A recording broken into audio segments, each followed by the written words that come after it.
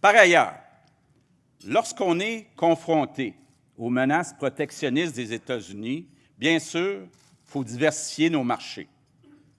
Les efforts du Québec, depuis des décennies dans ce sens, commencent à porter fruit. Je pense, par exemple, à l'entente de libre-échange Canada-Europe. C'est une avancée importante pour notre économie. C'est Jean Charest qui lui a donné l'impulsion politique. Et au-delà des considérations partisanes, il faut saluer cette réussite.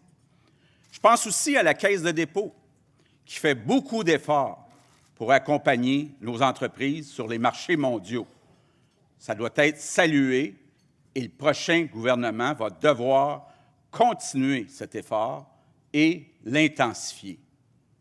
Maintenant, nos délégations à l'étranger doivent en faire beaucoup plus pour aider nos entreprises à exporter davantage.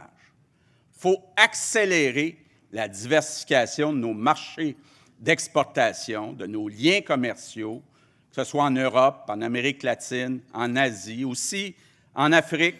Il y a un bouillonnement économique important en Afrique et cette région du monde est en partie francophone, donc c'est une opportunité pour bâtir des ponts économiques et culturels. C'est une occasion à saisir pour le Québec. Mais quand on pense à diversifier notre commerce, on oublie trop souvent un très important partenaire commercial du Québec, le reste du Canada, en particulier nos voisins ontariens, nos voisins des provinces atlantiques.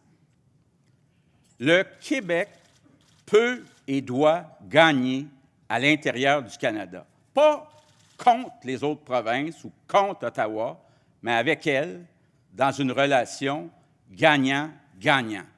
Et si les Québécois nous font confiance, j'ai l'intention de lancer des discussions pour forger une alliance avec l'Ontario et avec les provinces atlantiques, l'Alliance énergétique. En fait, on doit avoir l'ambition d'augmenter de façon très importante les exportations d'électricité du Québec et donc d'enrichir les Québécois. Et je suis absolument convaincu que cet objectif est à l'avantage aussi de nos partenaires canadiens et de nos voisins américains.